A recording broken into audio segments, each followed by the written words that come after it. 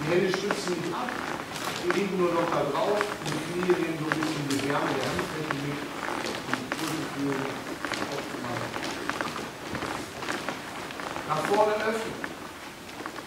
Nur so weit öffnen, wie die Füße auf dem Boden bleiben. Das ist unterschiedlich groß, je nachdem wie bewegt nur der Fuß wird.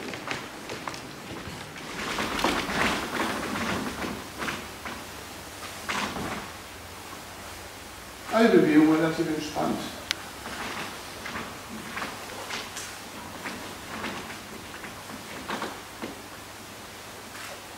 Okay, Hände zusammennehmen, die Finger. Die Beweglichkeit der Handgelenke. Um das später mal locker machen zu können, müssen die Arme ganz loslassen.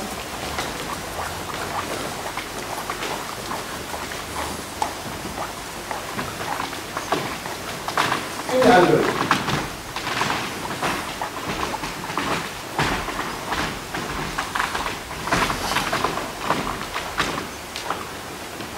Wir wollen bei der Übung nicht verschüttet werden. Der Ellbogen geht auf, die Hand geht nach hinten, nur die Hände oder die Hände zusammen. Die Hand geht nach oben, sie geht über den Kopf und sie kommt wieder nach vorne.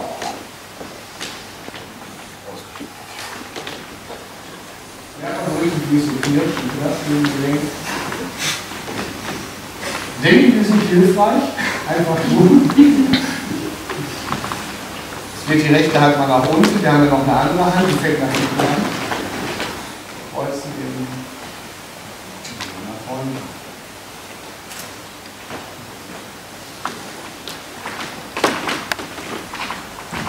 Und es geht auch weiter nach vorne. So ein bisschen aus wie Rücken, die Rückwärts. Nach vorne drehen. Einmal hier Stopp, jetzt wird es spannend.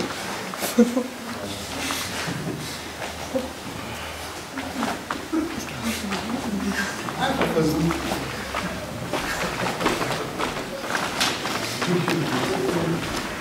Richtung ändern, auch das wie andersrum. Linke Hand fällt nach vorne, rechte nach hinten und oben treffen sich wieder beide. Und man nur fallen lassen. Aber keine Kraft dagegen. Das ist nicht rein. Wenn die Arme locker sind. Fällt runter. Jetzt drehe ich in dieser Gewichtsverlagerung die Hüften und den Oberkörper nach rechts. Das heißt, ich schaue zur Uhr. Die Füße zeigen mal nach vorne.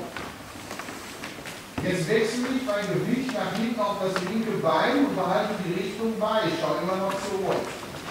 Wenn ich jetzt hier hinten stehe, auf dem linken Bein, drehe ich in die andere Richtung. Und dann gehe ich zurück Richtung Uhr. Und daraus nach hinten. Pennen. Die Füße sind fest auf dem Boden. Beide Fußsohlen auf dem Boden.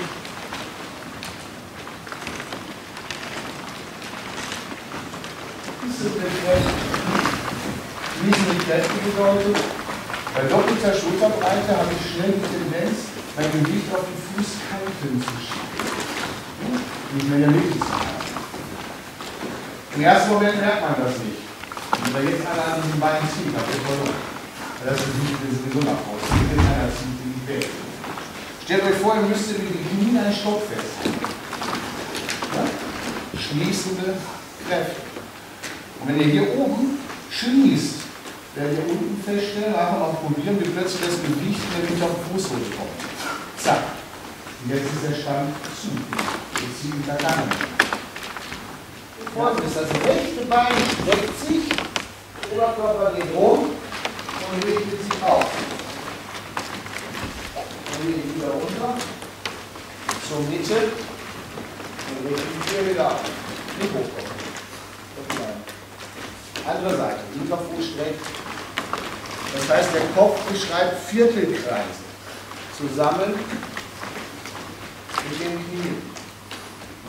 Rechter Fuß Viertelkreis nach innen, streckt. Ausatmen. Das ist die Bewegung der Arme. Probieren wir mal Folgendes. Das Einatmen machen wir langsam. Das Ausatmen schnell und ziehen ruckartig die Fäuste nach hinten. Wenn die Fäuste nach hinten gehen, gehen wir runter in den Pferdeleiterstand. Die wir da hier fallen lassen. Alle Kraft in die Zehenspitzen und die Fingerspitzen schicken. Und jetzt nehmen wir diese Kraft und ziehen sie nach innen zum Bauch. Und öffnen. Kraft wieder verteilen in zwei Bereiche. Öffnen.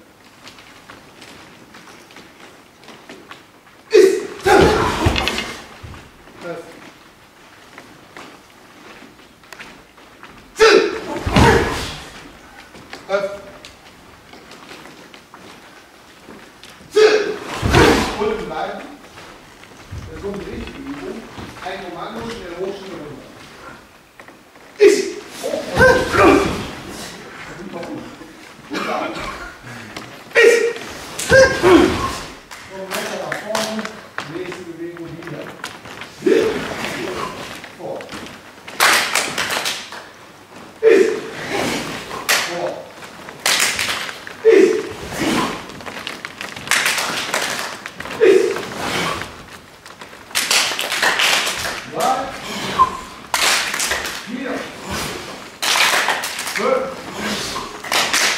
6, 7,